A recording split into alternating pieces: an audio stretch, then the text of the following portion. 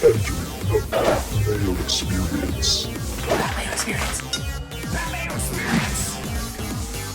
That Mayo Experience. Experience. Welcome to the Pat Mayo Experience presented by Underdog Fantasy, Week 2.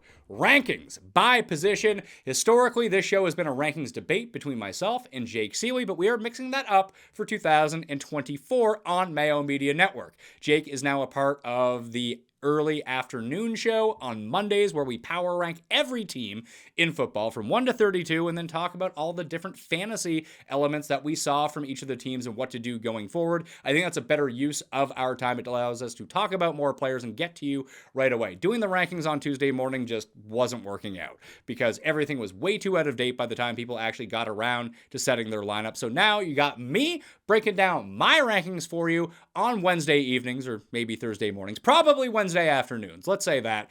And that's what it's going to be for the remainder of the season. However, I am doing short videos on Mayo Media Network every single weekday during the week and on the Fantasy Football Picks and Bets feed. It's 5 to 10 minutes every morning with the latest news, the latest injuries, and how that affects the rankings. Now that the rankings are out, Thursday and Friday are going to be exactly the same way of me telling you what has changed with the rankings. Then Saturday, the full injury report, once we have that information and all the giant changes that I've made to the rankings, hopefully not too many, I will have for you in a full-length show. If you want those short hits, you can find the videos on the Mayo Media YouTube, so subscribe to that right now. Smash the like while you're here too. And then if you want the audio version where this podcast and video will also live going forward on top of the PME feed, you can find that on the Fantasy Football Picks and Bets feed on Apple and on Spotify. You can find all of the rankings right now down in the description, or if you just subscribe to the free Mayo Media newsletter, they will just be sent to your inbox, and that's where I will update them throughout the course of the week, all the way up until Sunday. The injury report will be in there as well. Sorry to dump everything on you, and sorry to disappoint you if you were looking for Jake, but it's not like Jake's not on the show. We actually get more of Jake on Mondays now, which more Jake, always a good thing. You can find his rankings at theathletic.com as well. So we're hoping they're more accurate this way, that we do it later on in the week instead of just not knowing what's going on with injuries. Speaking of injuries, let's get to the running back rankings for week number 1, starting with the injuries that we're looking with. Devon Achane is a game time decision for Thursday night football against the Buffalo Bills. It looks like he's going to play. I'm right now anticipating 8 to 10 touches. At least that's how I have him in the rankings. It's a mid-ankle sprain. If something changes and we get a more positive update from him, which we probably won't since he's a game time decision, I will update the rankings and I will have him in the video that I do on Thursday morning. So you just come back and check that out. Raheem Mostert is out for Thursday night football. Ty Johnson has not practiced yet for the Bills. Not that you were too worried about that, but he did have 14 snaps last week against the Cardinals. Ray Davis would see more playing time if he ends up sitting out. The rest of the running backs, Christian McCaffrey is questionable, but he's trending towards out this week at the Minnesota Vikings. Kenneth Walker and his abdomen against the Patriots is probably going to play, and Marshawn Lloyd, who knows what Marshawn Lloyd is up to? He's probably going to be active, but maybe not playing a full complement of snaps as a backup. Josh Jacobs is playing the full complement of snaps, but when it comes between Marshawn Lloyd and Emmanuel Wilson, it's probably still going to be Wilson over Lloyd as they ease him back in. I'd still rather have Lloyd over Wilson for the remainder of the season if you're looking for the primary backup to Josh Jacobs. Rankings. Once again, you can find those down in the description right now. At number 1, I have Saquon Barkley, Bijan Robinson at 2, Jonathan Taylor, Kyron Williams, Breece Hall, Jordan Madison, Isaiah Pacheco, Joe Mixon, James Conner, James Cook. Those are the top 10. Then we're into Jahmyr Gibbs, Derrick Henry, Kenneth Walker, who, again, I assume is playing. If not, Zach Charbonnet would come in at number 21, if in case you were wondering. Josh Jacobs at number 14, Jerome Ford at 15, Travis Etienne at 16. I think that there is a line of demarcation after Travis Etienne. Those are the top 16. Listen, you can throw other names into there if you really want to, but I think that these are the volume guys that you're looking at. You can almost guarantee these guys touches regardless of game flow, and they probably end up with the at least plurality of, let's say the majority. Let's get frisky here. We'll say majority of goal line touches in all the games that they play in. Once we start getting into the other guys, there's a bit more of a crapshoot. You have a mini tier of players right after them, and that includes Aaron Jones, Rashad White, Alvin Kamara, and Ramondre Stevenson. You could probably make the case that Aaron Jones should be a little bit lower because he's playing 2 series to every 1 series of Ty Chandler. But unfortunately, they're no longer playing the New York Giants this week. They're playing the San Francisco 49ers, although they're going on the road and it's on short rest for the 49ers. So maybe you just pound Aaron Jones down their throat and see what happens. You really have to hope that Aaron Jones ends up becoming the primary receiving back over Ty Chandler or whoever else they want to run out on the Vikings offense, because then he can really recoup his value. These are half-point PPR rankings, and I don't think I would really move him up or down in terms of PPR. Probably down because the next two guys behind him I like better in full-point PPR versus half-point PPR, because I really think it hurts part of their upside, and a lot of it has to do with the competition that they see this week. I objectively like Rachaad White, and I like Alvin Kamara in both their offenses. I have them at 18 and 19. The problem is they're both basically touchdown underdogs on the road this week. It's nice that they're playing indoors. Fantastic. But if it's just going to be passing and you need that passing volume from White and he's not going to do much on the ground against the Lions, well, I do think that caps his upside. He's going to be fine as a decent floor in PPR. That would be higher. But for half point, I just don't think they can manufacture 20 touches for him if Detroit jumps out to a lead. Now, if you want to play the other swing and the other side of the bell curve where it's, 14-3 for Tampa early on, Rachaad White is probably going to end up splitting a lot of carries with Bucky Irving as they try to maintain that lead. So I do think that he is capped in the overall production that he can give you. It might be more beneficial to have a closer game where they really feel the need to have him in short yardage situations, yet still as a part of the passing game as they try to disguise what the game plan would be moving forward. Same thing with Alvin Kamara is that they're playing against Dallas. It's difficult to run against Dallas as it is, especially like if it was a neutral game script, it would be difficult to run on Dallas. When you're a 7-point dog in a game, it becomes even more difficult because you're just not going to run that much. And although he scored the touchdown last week, they're still going to use Taysom Hill near the goal line. If they get near the goal line, or they're going to try to, with Clint Kubiak now using the most pre-snap motion of any coordinator in football. The Saints went from last in football to first in football. I think you're going to see some trickery from the Saints once they get inside the 10-yard line. And it's not like Kamara has ever had a nose for the end zone. What you are hoping for here from Kamara is that he finds the end zone once, gets like 8 or 10 carries. Hopefully he can get to 50 yards or something like that. But it's the catches that you want from him. You should probably have him projected for anywhere between 4.5 and 8.5 this week. The issue with Kamara is that even over the past year when he had 13 catches in a game, it's not like he's posting 100 yards. It's 8 for 42, and you hope that he ends up getting in the end zone. So unless you really believe in the upside, the touchdown upside of Alvin Kamara, in a half-point PPR, he's far more capped. Now, if this was a full-point PPR, I'd move he and White up into that Josh Jacobs, Jerome Ford, ETN zone because those full points would be worth so much more, and they're two of the highest projected receivers on my projection sheet this week. If you want to make your own projections, you can just go to Run the Sims and do that. Run the simulations based on what you think is going to happen, and easy stuff. And you can see how those numbers end up looking to you. Ramondre, I have at number 20. Many should probably argue that he could be higher, and I could make that case, but that's not the case I'm making. I'm saying that he's a middle to low end running back too against the Seahawks defense that absolutely gobbled up the run last week. And one of the main reasons we saw so much volume from Ramondre against Cincinnati was the Patriots were winning that entire game. So you had the Gesicki touchdown called back, and then you had the fumble inside the 10-yard line for the Bengals, and they looked dead after that. They score one of or both of those touchdowns. Ramondre's just not getting to that yardage. He's not getting that amount of touches. And Brissett didn't seem super inclined to check the ball down. He seemed super inclined to just take off. He had 7 rushes in that game. So it's a situation we're looking at where the Patriots are still dogs at home. The Seahawks are a favorite. Even if you flipped it around, you think that the Patriots should be 3-point favorites. That's not going to be 30 touches for Ramondre. I don't think it's going to be a super efficient spot for him. So I don't love the upside for him as much as some of the other guys on the slate this week. He's a good play. He's not a great play. And you could probably make a case for a lot of the guys behind him at this point right now too. David Montgomery at 21, Brian Robinson at 22. Those are all the players I would play before knowing what we know now about Devon Achane. I have him at number 23 against the Buffalo Bills. Jalen Wright is down in the 40s, and I have Jeff Wilson at number 30 in the rankings with Mostert out. I think that Wilson will play more of the Mostert role. I have no idea what Jalen Wright is going to do on the Dolphins. He seems like he's a great talent. Maybe he has a big breakout.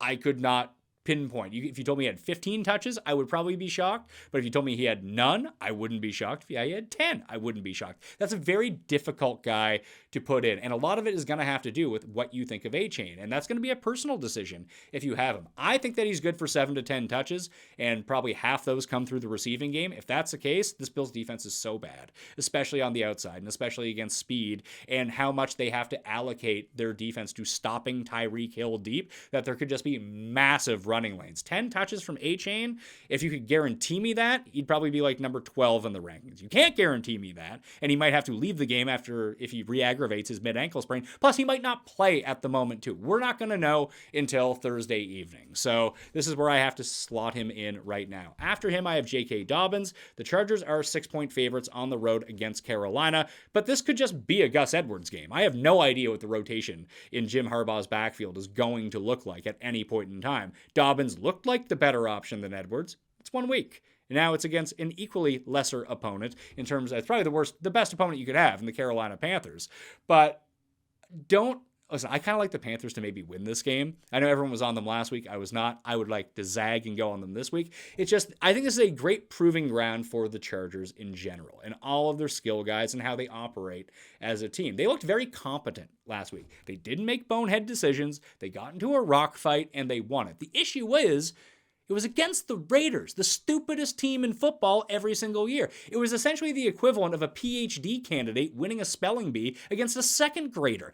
When we think about the Chargers, it always comes back to, can they break this narrative that they've had for so long? They do the stupidest things possible, light themselves on fire, and make the worst possible decision at the worst time. Maybe Harbaugh has rectified all of those problems, and they are going to be fine. I just like to see them do it against someone who's not the Raiders. And even after this week, it's not going to prove it to me because they beat the crap out of the Panthers. Like, great, you beat the worst team in football. Let's see them do it against like a mid-tier opponent and see what goes on. But I can just see them blowing it because that's what the Chargers do. They blow stuff. So J.K. Dobbins, I'm a little bit lesser on. I do think he's the best pickup of the week, unless you had Jordan Mason and he's still available because you want to play him this week if McCaffrey's going to sit. Yeah, pick up Jordan Mason. But if McCaffrey comes back, Jordan Mason's not going to do anything. Dobbins could be someone that you could start as a running back 2 or flex every single week. Najee, I have after that at number 25. Just with Fields likely to start again, you're not going to see anything from the receiving game, and Fields is going to take touches away from Harris. On plays that would, with Russell Wilson, that would be designed runs to Harris, those are going to be options for Justin Fields to drop back, have a quick read, and if he doesn't have it, he's going to run. They're going to use that as an extension of their running game.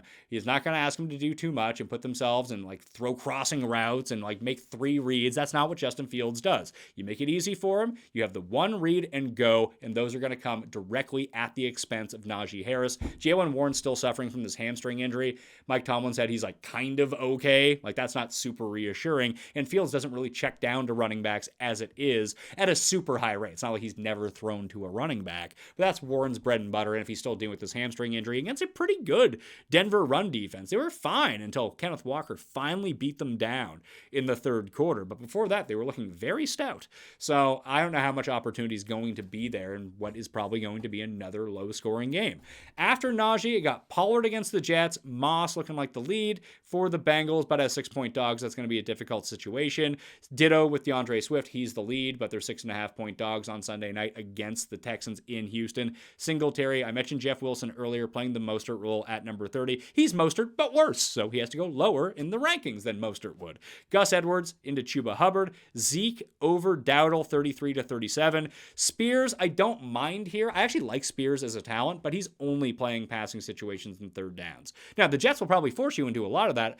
I just think the Jets D maybe has a rebound week, and if there's one spot where they look particularly weak, it was stopping the run, which is going to be a Pollard situation, not so much a Spears situation for the Titans if they have the ability to run. Now, if the Jets jump out to a giant lead here, or even a 2-touchdown lead early, Spears is going to play like 70% of the snaps for the Titans, and he would be a better start than Pollard. But the spread says this is a 3.5-point game. I wasn't super impressed with how the Jets looked. If this is a close game, you're going to see more Pollard than Spears, and the higher leverage touches going to Pollard in those situations. The other ones to look at, Jaleel McLaughlin is playing first and second down over Javonte Williams. I don't know if you want to start any of these guys against Pittsburgh, so they're pretty low on the list. Madison and Zamir White. Antonio Pierce, said that it's going to be a hot hand situation. He also elected to punt from his opponent's 40-yard line down 6 in the fourth quarter. So he might just be nuts. Maybe he deserves to be in a mental institution. Maybe he needs to go re-educate himself on things, because it's a moronic decision. I don't think that Zamir White's some sort of generational talent. But again, he's playing early downs and not passing. They're 9-point dogs in this game. If he is not playing passing downs, he's going to be pretty useless in these situations. The only other ones to really look at here, Chase Brown as dogs, if he ends up more in the receiving game, which he was not in week 1, albeit they didn't look very good at all in week 1 against the Patriots. But if he ends up being the pass catcher over Zach Moss, then yeah, he could have more value. That's just not what we've seen so far. And doing that against the Chiefs would be, I mean, their defense is good anyway. So just because you get a few targets doesn't make you a fantasy-worthy type option. I could see Charbonnet going up. Again, he'd be number 21 in the rankings if Kenneth Walker was declared out. I don't envision that happening, though. You have P. Ryan. Justice Hill would be higher in these rankings. I have it number 47. At the moment, the issue is they're almost 10-point favorites against the Raiders. If they jump out to a lead, you're just probably not going to see much of Justice Hill on the board whatsoever. Before we get to the wide receivers, I want to let you know code Mayo at Underdog Fantasy right now will get you a deposit bonus of up to $1,000. And there's a free square on the board this week. You use that free square, you pair it with your other favorite thing, you get 3 times your money. The free square is CeeDee Lamb over under half a yard. Hopefully he can do that, since when we get to the wide receiver rankings right now, you're going to see that he's very high up in those rankings. This show is sponsored by BetterHelp. Kids are always learning and growing, but as adults, sometimes we lose that curiosity. What's something you'd like to learn? Gardening? A new language? Or, for me personally, how to finally beat your best friend in golf. Not Cuss, but, my other friends. I want to beat them at golf. I can beat Cuss, no problem. Therapy can help reconnect you with your sense of wonder, because your back-to-school era can come, honestly, at any age. It's helpful learning positive coping skills and how to set boundaries, and it empowers you to be the best version of yourself. It isn't just for those who've experienced major traumas. If you're thinking about starting therapy, give BetterHelp a try. It's entirely online, designed to be convenient, flexible, and suited to your schedule. All the best things that you need. Just fill out a brief questionnaire and get matched with a licensed therapist, and switch therapists anytime for no additional charge. Rediscover your curiosity with BetterHelp. Visit betterhelp.com/PatMayo today and get 10% off your first month. That's BetterHelp, HELP.com/PatMayo. Passion, drive, patience. The formula for winning championships is also what keeps your ride or die alive.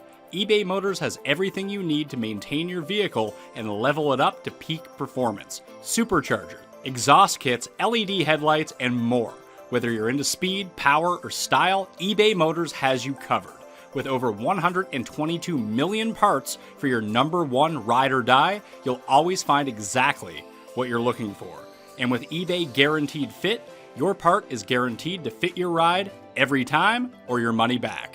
Because with eBay Motors, you're burning rubber, not cash. With all the parts you need at the prices you want. It's easy to make your car the MVP and bring home huge wins.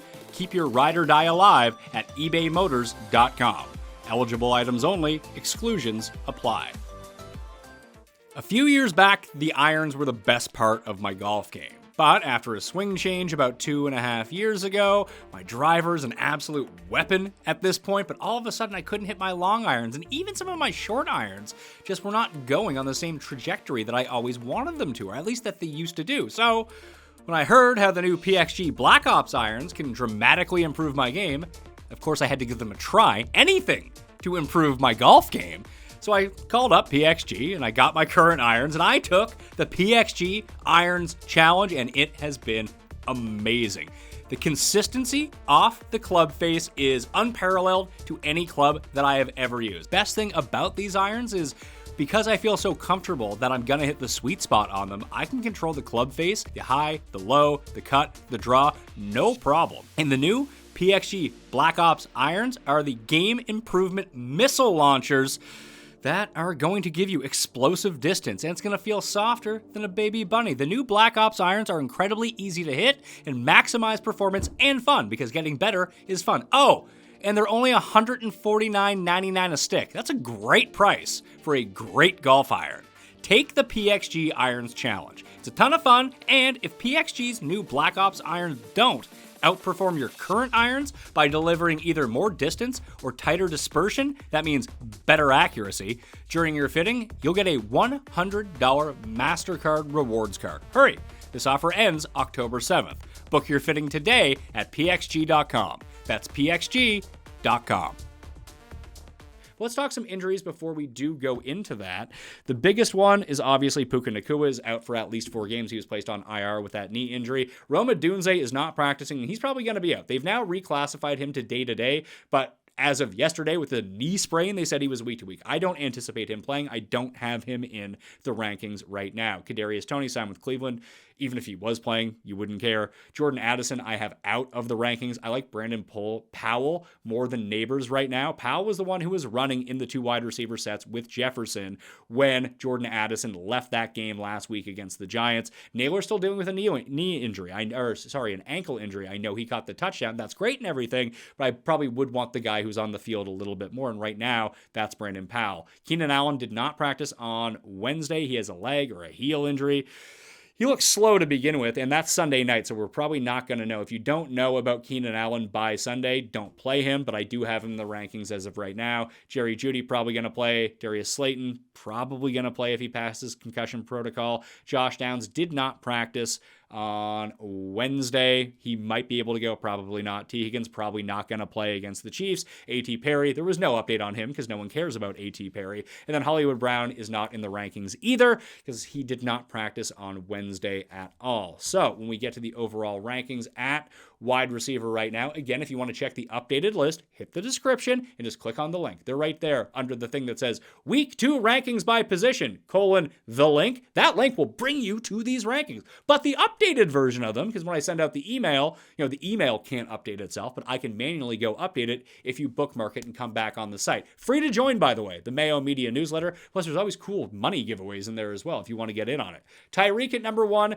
Justin Jefferson at number 2, Cooper Kupp, CeeDee Lamb, Amon-Ra, St. Brown, A.J. Brown, Debo, Rashee Rice, Evans, Garrett Wilson against the Tennessee Titans, Nico Collins, Jamar Chase, Devonta Smith, Devontae Adams, Jalen Warren, Drake London, Malik Neighbors, Steph Diggs, DJ Moore, who might be on an island of his own. If it's Keenan Allen and Roma Dunze are both out, DeAndre Carter would be the next guy up for the Bears in that offense. Chris Godwin. So those are the top 20.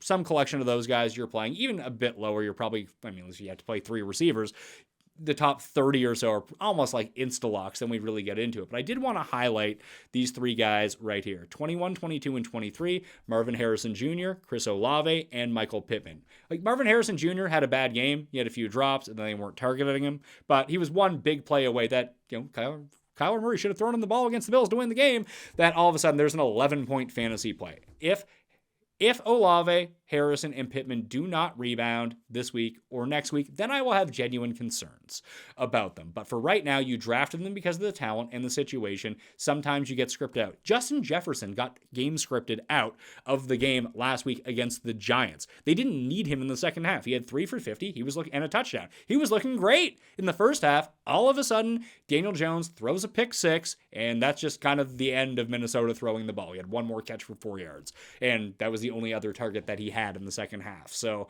sometimes you just have bad luck. That's what happened to Olave. Why were they going to throw Chris Olave the ball when they were up 40 points? They didn't need to. So this week against Dallas, they're going to need to. So that's why I'm not too worried about a lot of these guys. Pittman as well, it's a closer game. I do think that he is more volatile than Harrison and Olave especially, because there's just going to be games where the Colts simply try to run the ball as much as possible. And as we did see, whether it be A.D. Mitchell had some of the best separation of anyone in football last week, but Pierce was one of their deep threats. Austin Doolin was one of their big threats. We're seeing crossing routes. Basically, Michael Pittman is like old school Michael Thomas when he was awesome on the Saints. Now, Pittman isn't up to that level of Michael Thomas being the best receiver in PPR football, but that's sort of the type of route that he runs. But if you're only going to get 9 completions from Anthony Richardson every game, you're just not going to have fantasy points that travel along with it. I would expect him to be more efficient this week, maybe throw a little bit more, because eventually they will want to get him to the point where he is throwing the ball like 25 to 35 times a game with 15 completions. Once we get to that level, Michael Pittman will absorb enough of that target share to make that matter. If it's only going to be 9 completions a game, it's going to be tough for him to keep up. So you have to monitor the Colts offense moving forward to see how that goes. After Michael Pittman, the resurrection of Jameson Williams at number 24, McLaurin, Zay Flowers, Brandon Ayuk, Jaden Reed, Tank Dell, and DK Metcalf. 3 of them that I want to point out here. Brandon Ayuk, I still am a little bit worried that maybe he's in the doghouse. Maybe he's not up to 100% conditioning, that Debo has passed him at the moment. I mean, Debo was past him anyway, but more so. And it seems like Juwan Jennings was getting a bit more run than Ayuk. Or simply, Sauce Gardner did his job on Brandon Ayuk, and there was no need for Brock Purdy to look in his direction. There's no one on the Vikings who can do that. So maybe he's wildly underranked, but it's not like I'm saying he's a sit. He's number 27 in the rankings. Jaden Reed is interesting because we have no idea how this Green Bay situation is going to play itself out with Malik Willis at quarterback. In my mind, here's what I think happened. I think you have Christian Watson running some of these shorter bubble screen routes and the crossing routes, and if they have, God forbid they get inside the 20, maybe some fade routes for him, although I like Romeo Doubs as a better red zone threat. I think that Watson and Kid Romeo are going to run kind of the same sort of routes, which Malik Willis is not the best in the world at hitting. Now, with Jaden Reed, what they're going to do to him is manufacture touches. Willis can throw a nice deep ball. Not accurately, but it looks very pretty in the air. Like Will Levis. He just throws it to the moon. Moonraker out there. Looking smooth. It just doesn't go to anyone. But maybe Reed can capitalize on that. Now, theoretically, Watson can too, but it seems like they like Wicks and Reed as the deeper type of shot guys right now, at least through the preseason and 1 week over Watson. Maybe they don't want Watson running at full speed because then his hamstring will blow up like we've seen in the past. But with Jaden Reed, I would expect him to get anywhere between 3 and 7 carries in this game. They're going to throw him bubble screens. They're just going to try to get the ball into his hands as much as possible and let him do it after the catch. That is where he's been explosive. And if there's going to be a deep shot, it's going to be to Reed or it's going to be to Wicks. So I still like Reed as the only kind of must start. And hell, you could have 3 receivers ranked higher than Reed right now and you wouldn't have to play him. But that's probably not the case. And I still really do like his upside in this game against the Colts, who I think that you can pass on. We saw, listen, Malik Willis is no CJ Stroud, but you can pass on them a little bit. Their pass defense is not that great. So someone is going to do something for the Packers. I assume it's going to be Josh Jacobs and Jaden Reed. Tank Dell at number 29, he's going to have huge games. He's going to have bad games. He's the 3rd man on the totem pole despite running slightly fewer routes and seeing as many targets, just not the high leverage valuable targets. If he doesn't break a 40, 30-yard one, then you might be in trouble. That's why you have him on your team or for those big sort of games where he does it all after the catch. DK Metcalf at number 30. He got kind of handled by Patrick Surtain last week. And the good thing about the Seahawks is they have other options they can pass to. So last week when Christian Gonzalez shut down Jamar Chase, there was nowhere else for Joe Burrow to go. He was throwing to the corpse of Mike Gesicki and Yeshmash, Andre Yoshevas, and the crocodile on it, Trenton Irwin. That's not really great after Jamar Chase. They really need T. Higgins to come back. And Christian Gonzalez did a pretty good job at limiting him. I think that Christian Gonzalez is going to do a pretty good job at limiting DK Metcalf in this game. I still like him as the best option. I just don't think he's an elite option this week because if he is covered and Gonzalez does his job, at least Gino has Tyler Lockett and JSN and Bobo and Noah Fant to throw to. These guys are capable options, whereas the Bengals just didn't have anyone. So eventually you're going to have to shift coverage if the other guys start beating you, and then all of a sudden DK can get free, one stiff arm, he's off to the races. You can never bench him outright for someone. Because of a bad matchup, he's hard to bench outright for any of the names afterwards, like George Pickens, who also has a really terrible matchup against Patrick Surtain. He's the only decent receiver that the Steelers have right now. Roman's back this week, though. At least it's looking like Roman's going to be back, so we'll see how he gets incorporated in. But last week it was the Pickens show from Justin Fields. If Surtain's on him the entire time, it's going to be very difficult for him to have a big game. I would still prefer Metcalf because of the situation on the road in New England, although it might be a bad matchup as well. Gino throwing the ball over Justin Fields just sounds better, and I do think that DK is better than Pickens, but I do like both their upside in these spots at 30 and 31 because of their big play potential. I do think the floor is really low for them, so if you want, and Xavier Worthy's right after them. I mean, the Bengals seem like a pretty soft opponent, but I just don't know what the usage is going to be. He had a reverse for a touchdown and a wheel route for a touchdown that Isaiah Pacheco dropped earlier in the game. If Pacheco doesn't drop that, does Worthy even get that shot on that route later in the game? I have no idea. as a worthy owner, I'm glad that he did and scored 2 touchdowns. But again, I think he's one of these guys that's going to have like 30 points or 4 points throughout the course of the game and how they feel the need to use him. Without Hollywood Brown around, he's going to run a ton of snaps and run a ton of routes and have opportunity. So he's still a wide receiver 3 for me right now, but a 3 with upside. Then we're into the guys who like kind of sucked, but you really don't want. Amari Cooper and Christian Kirk, 33 and 34. Not great matchups, not great quarterbacks involved when you're talking about Deshaun Watson. Shaheed, I like a little bit more than sort of the tertiary options. I have Brian Thomas in here twice for some reason. 37 and 38. Way to go, Brian Thompson. You made it twice. I like Kirk a little bit more than him this week. So Shaheed at 35, Lockett at 36, Thomas at 37, Keon Coleman, Shakir, Brennan Cooks, revenge game against the Saints, but he's like their deep threat at this point. I mean, CD is the guy, but then if CD's just way too covered, maybe Marshawn Lattimore can get something going. Cooks is the one who can sneak behind the defense. After Cooks, Ridley, Wendell Robinson, Ladd McConkey, Josh Palmer, Keenan Allen, dealing with that injury, as I mentioned, but still have him in. Alan Lazard, McMillan and wife, Jalen McMillan, Michael Wilson, Jackson Smith in Jigba, Jacoby Myers, Romeo Doubs, Cortland Sutton against Pittsburgh. Not a great matchup. The Human Dortch at 54, Jerry Jeudy, Andre Yoshivas, Gabe Davis, Demario Douglas, Darnell Mooney, and then Deontay Johnson. Then you're into like the Tower Johnsons. Did I find Demarcus Robinson? Where did I put Demarcus Robinson? I feel like I put Wendell Robinson into the Demarcus Robinsons. I forgot to put him in. I knew I was missing a name there. I had him in. That's where the Brian Thomas spot is supposed to be. See, aren't you glad I'm doing this in real time with you and talking it through and making sure that I don't miss anything?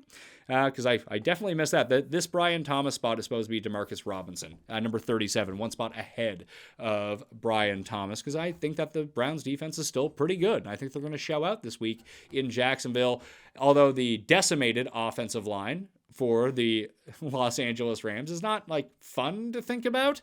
It's going to be a lot of Brian Thomas, or it's going to be a lot of Demarcus Robinson after Cooper Kupp in the pecking order. And if it's not him, it's probably going to be our main man, Colby Parkinson.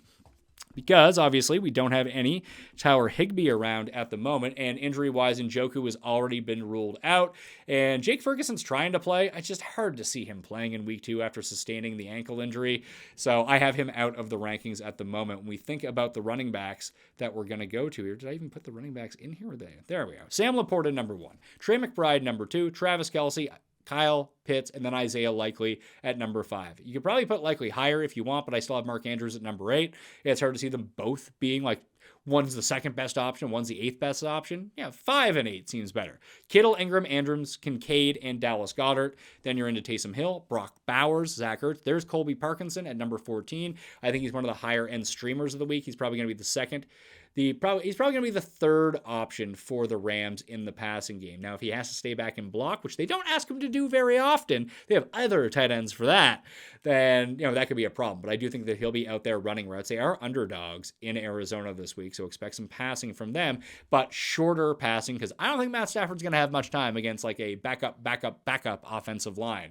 After Parkinson, Dalton Schultz at 15, Theo Johnson, Hunter Henry, Pat Freiermuth, Noah Fant, and Jordan Atkins filling in for David Njoku against the Jags. He actually picked up a few garbage time catches from Deshaun Watson. Listen, he runs very easy routes for Deshaun Watson, only like 5 feet in front of him.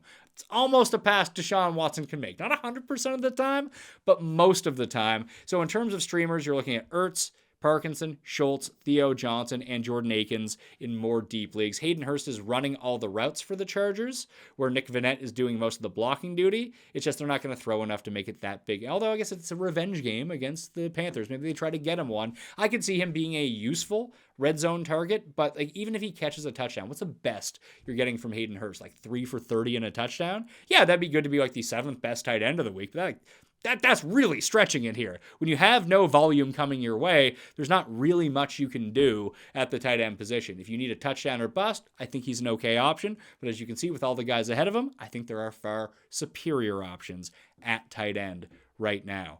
Quarterback-wise, you're going to start who you're going to start because you probably only drafted one, like a sensible person.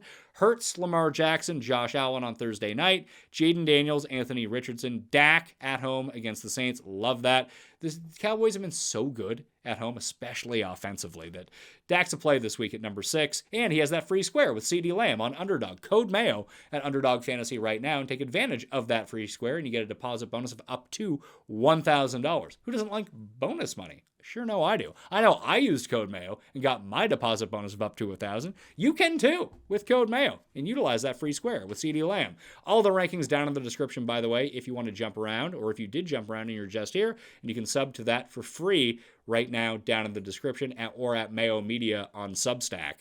Mahomes at 7, Stroud at 8, Bears D's actually pretty good. Kyler Murray at 9, Jared Goff at number 10 at home indoors against Tampa. Fields, Purdy, Mayfield, Daniel Jones. Yeah, he sucks in real life, but this is a bad defense in Washington. If he can start running around, we're playing for fantasy points here. We're not playing for real life wins. Stafford, I like Stafford enough, but he's going to be under duress the entire game. Basically, whatever Cooper Kupp stats are going to be like very similar to what Matt Stafford's stats are going to be. And they're like whatever Robinson and Parkinson can chip in along the way. So mid-tier at best. Tua on Thursday night. The Dolphins have played the Bills at home in 3 straight unders. So there may not be as many points in that game as you think. He's also a part of my underdog under rushing yards. 4.5 for Tua. I mean, he had one big run last week and set a career high, and that was on one run. Chances are he doesn't run in this game. Hit the under on that. You can watch this morning's show on Wednesday morning if you want to see the full breakdown of all of that, or in the newsletter.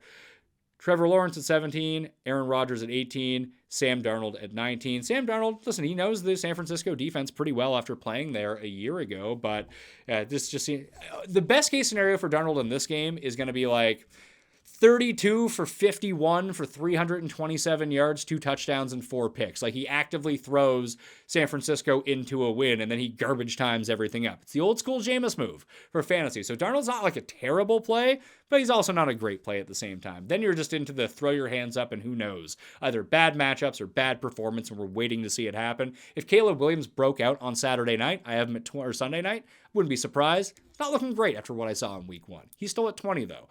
Burrow, Herbert, Malik Willis, Geno, Derek Carr, Deshaun Watson at 26, Cousins, who looked like a corpse, Will Levis, Bo Nix, Gardner Minshew, Jacoby Brissett, and Bryce Young. Jacoby Brissett over rushing yards and attempts is going to be a play for me this week. Finally, we got the defenses coming in hot for you. Probably should mention that Lamar Jackson was held out of practice Monday. He's back now. He's going to be fine. The Steelers, number 1 in Denver this week. The Chargers, Eagles, Texans, and Jets are the top 5 defenses in the rankings. Then you have the Ravens, Chiefs, Cowboys, 49ers against Darnold, and the Seattle Seahawks at number 10. I also like the Patriots on the other side at home. They have a very good defense, and Geno can turn the ball over if he's not having a super efficient Geno game. I have them at 11, the Browns at number 12. They're playing against Jacksonville, who I have at number 13. The Bears on Sunday night at 14. The Colts against Malik Willis. The reason they're so low in the rankings at the moment is I just expect so much running from the Packers with Malik Willis. Now, that could be a bunch of sacks. He loves taking sacks. I don't think that they're a bad play in this spot, but I want teams facing more passing attempts for that bigger upside. For a floor-based defense this week, like a 6 to 9 points, I think the Colts are steady. Maybe they score a defensive touchdown and score 30 points, but I think if you're thinking about floor, the Colts are in a good spot, but for overall upside, just the volume that they won't be facing through the air really does worry me as a play here. After them, Washington, Green Bay, the Titans, Arizona, the Broncos, and Giants. The Cardinals are very sneaky, just based on what I said before. With the Rams down 3 offensive linemen, maybe starting only one of their starting 5 from last week, and no Puka, it's going to be all Kupp all the time. So if they can just find a way to limit Kupp or bump him at the line, they're going to be in the backfield so quick. And Stafford's a statue. He can throw picks. We've seen him get lit up. We even saw him got lit up last year at different times. Lit up at times last year. Throw some picks, make some bad decisions when he's really trying to force things to happen. And if he has no time, then that's going to be an issue for him. I still like Stafford to persevere in that situation overall, but if it goes the other way, the Cardinals could score a ton of points as a fantasy defense.